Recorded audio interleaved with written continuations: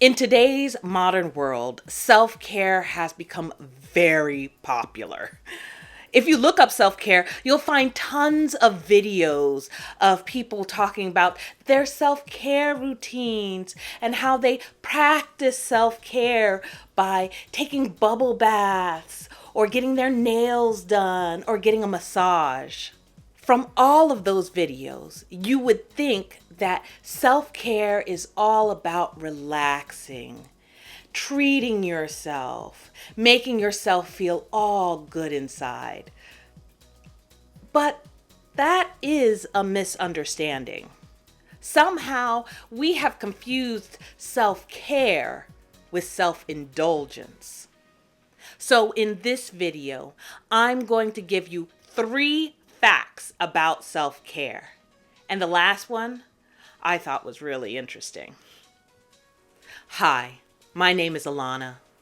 And on this channel, I give you the best tips and insight on how to improve your life.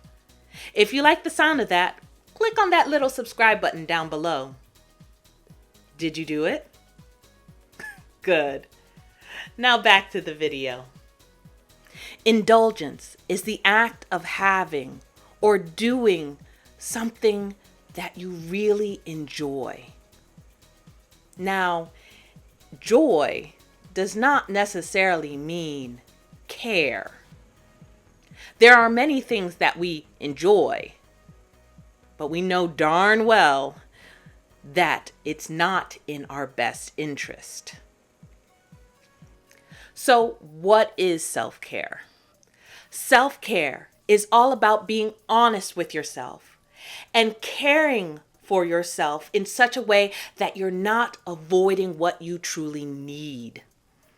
So what is the difference between self-care and self-indulgence? Well, self-care, you do what you need, what your body and your soul needs to do. And self-indulgence allows you to avoid what you need to do. Well, in self-care, you are taking care of yourself so you don't avoid what you need. In self-indulgence, you are taking care of yourself in a way that you are avoiding what you need. Self-care is highly individualized. What would be a self-care activity for me may not be a self-care activity for you. It all depends on our situation, on how we live our lives. Let's say you are a book editor. You spend your day sitting at a desk, reading manuscripts, novels, articles. You go to meetings, talking with people. So you are constantly in a sedentary state, but you're talking. Well, your self-care activity would most likely be you doing some movement, having some sort of exercise, yoga, or walking. That is a self-care activity for that kind of person. Let's take for another example. Let's say you are a fitness instructor. You put together meal plans for your clients. You have private clients. You actually lead a fitness class. What would be a self-care activity for that person? Did you guess it? It would be probably something sedentary, like reading a book or taking some yoga, because their lives are so fast-paced, very physical. They need to do something different. There's a quick note in there that quite often your self-care activity is the exact opposite of what you're doing. Notice how the book editor, their self-care activity was something energetic because they spent most of their time sitting at a desk all day. Where on the other hand, the athletic trainer, They are up and moving around a lot. So their self-care activity revolves with taking a break, taking a breather. Self-care is highly individualized.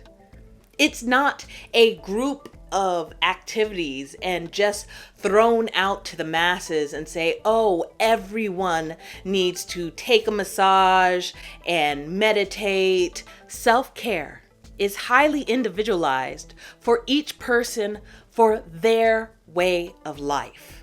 This point was a little hard to get over. Self-care is not always pleasurable. I know, it's kind of weird.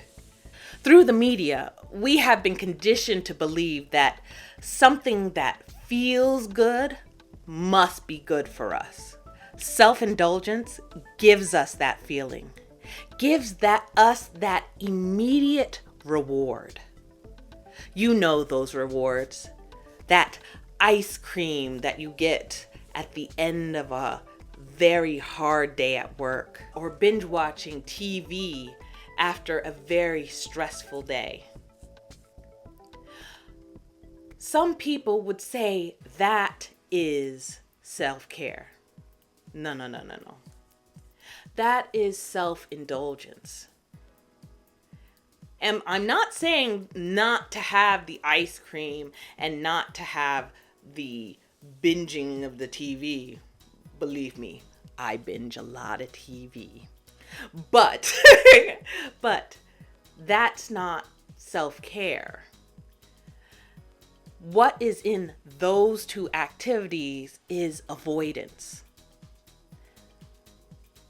Having that ice cream is just a reward for the hard day at work.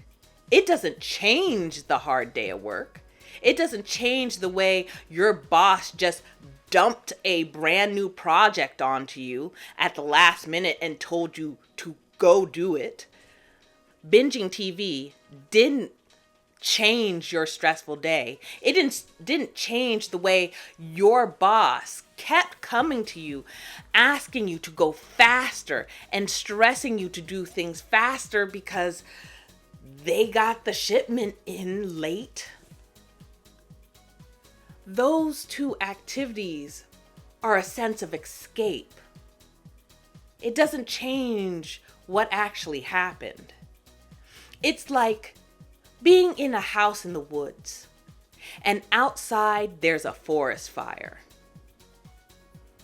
The binging of the TV and the eating of the ice cream is like just closing the curtain and pretending that the fire outside isn't there. But if you were to take your self-care, have self-care actions for the boss that dumped that project onto you,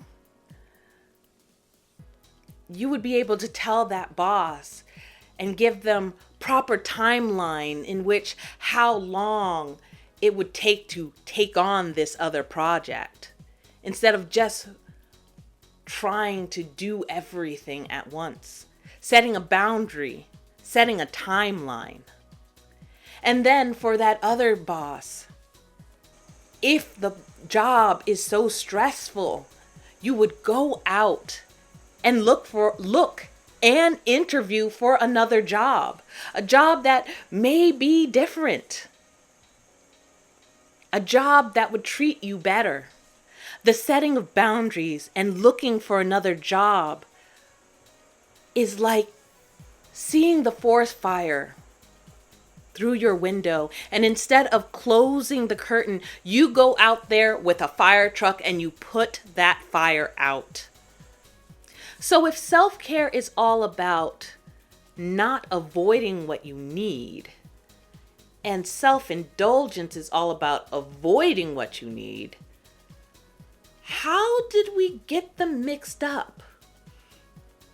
Well, the short answer, money. You see, companies have been spending millions upon millions of dollars advertising to you because these companies need you to be separated from your money in order to survive. And in order to do that, they use phrases like treat yourself or you deserve it. These phrases invoke a sense of self-care, when in actuality, for most people, it's not self-care. It's self-indulgence. It's the avoiding what you actually need. It's just an escape. So the 3 facts about self-care is self-care actions are individualized for each person based on their lifestyle. Self-care is not always pleasurable. Self-care is not about avoiding what you truly need. It's about doing what you truly need. If you like this video, I suggest you take a look at this one right over here. And I'll see you next time.